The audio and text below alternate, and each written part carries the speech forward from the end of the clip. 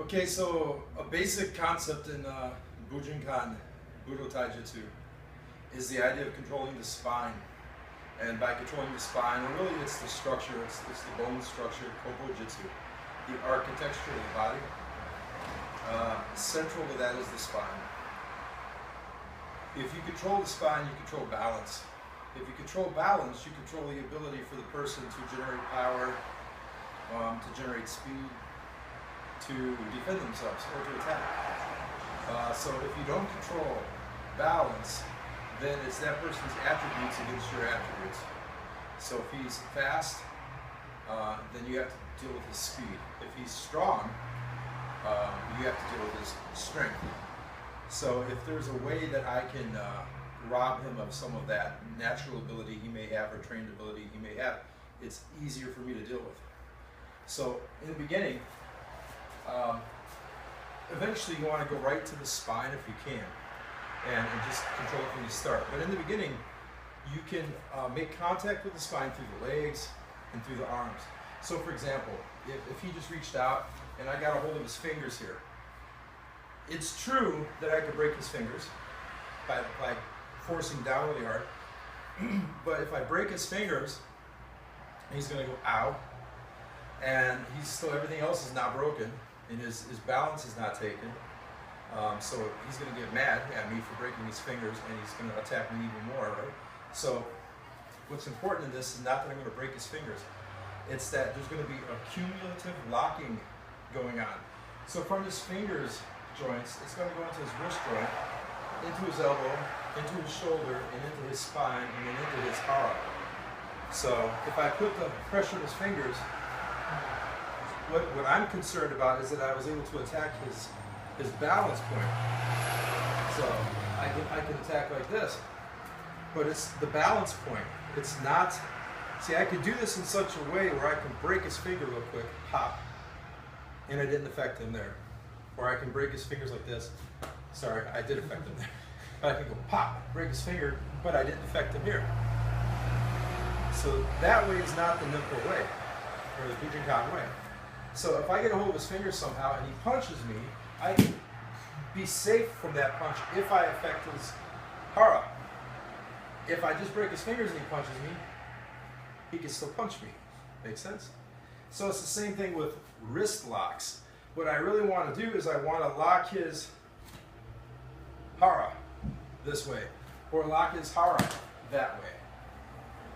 These ideas of breaking these individual joints is not the point. As a matter of fact, once you've broken it, you've broken it.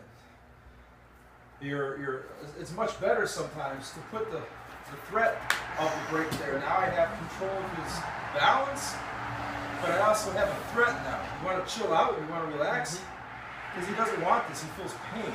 But if I break it, his body's going to dump adrenaline on him. He's going to get really pissed off at me, and a lot of times people can ride through that pain. Or if he's on drugs, it's not going to matter anyway. But if he's on drugs, and I get a lock on his, if I get him here, it doesn't matter if he feels pain or not. Now that I have his balance broken, I can just move my body. And the reason he falls is because the triangulation points is geometry on the ground. So I don't have to be bigger, stronger, faster if I can get to that position. There's nothing he can do about it because it's geometry. You can't out-tough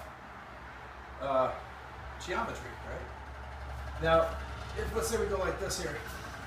Now, if he punches me with his left hand and I can come in like this right off the bat and have his balance broke, that's even better. So he can step back with that foot. No, step back with the foot. Try it again, he punches me with the other hand. I come in like this, his balance is broke. What if he steps out with that foot? He catches his balance. His balance is broke this way. See? So once again,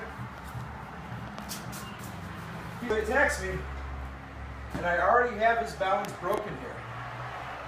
Now, one thing that I don't like that I see a lot, relax, don't fall. What I see a lot that I don't like is that people will now just come across and just take his arm and do stuff like that, and the guy just flops around. Well, that's not going to happen. if he punches me again and I end up in the same position here, he doesn't want me to have his arm. So if I start to move here, that's going to be tight.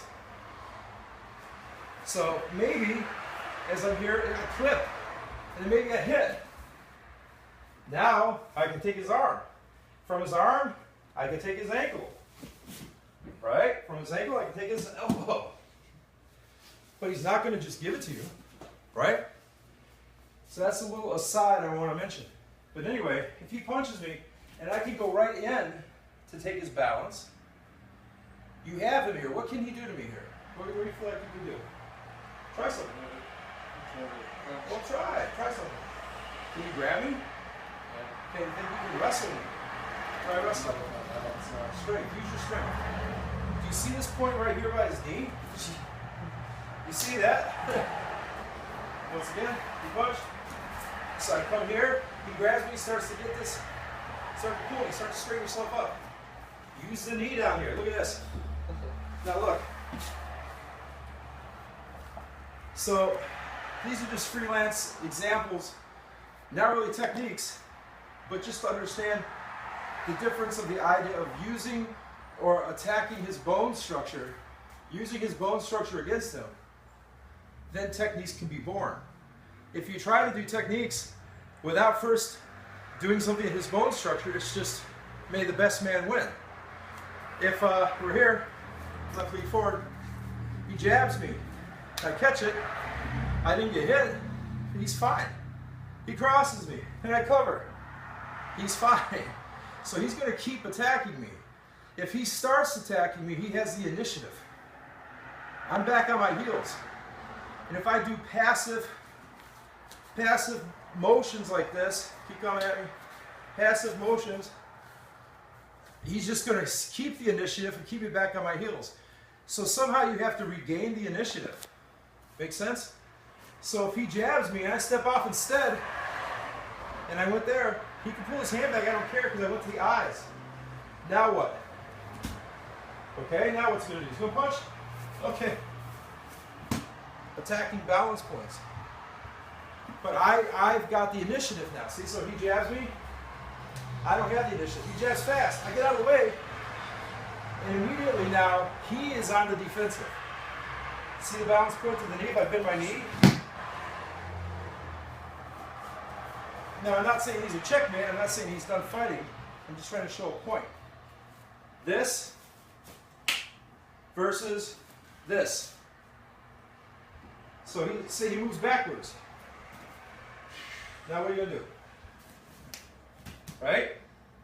His balance point. So look, ankle, inside the knee, inside the groin, ribs, ear, back of the head, elbow. So I'm now in a safer position. I still have the initiative because now he has to adjust himself to attack me again. So he attacks me again. So using these angles, you zone away from this. Now if you come over here, as I zoned away, he was unaware. Get close about that. He was unaware that I just put all my fingers behind his trachea like this. Easy to rip, or even just control. So he fell into that. I didn't have to fight for that. Does that make sense? So he attacks again, we'll do the same thing. Yeah, come here. You know, get something else. Look at that. Pop. Pop. Now look right here. Now look right here. Make sense? So that's the philosophy of Ninpo. It's never to go hit your strength against his strength. He jabs me quick, I catch and jab back. He jabs me, I pat down, I come back here. He can defend that. Right? If he jabs me, I am passive, and he crosses me on the cross. As I move away, I shoot toe. Hit him in the arm, it hurts like hell. Hit him here, and now we have a different position for him to play with. Look, right? His ear, bang, right in the ear, right to the throat. Balance. That's more of a Ninpo flavor, which is the point of the video I want to get across. So, thanks.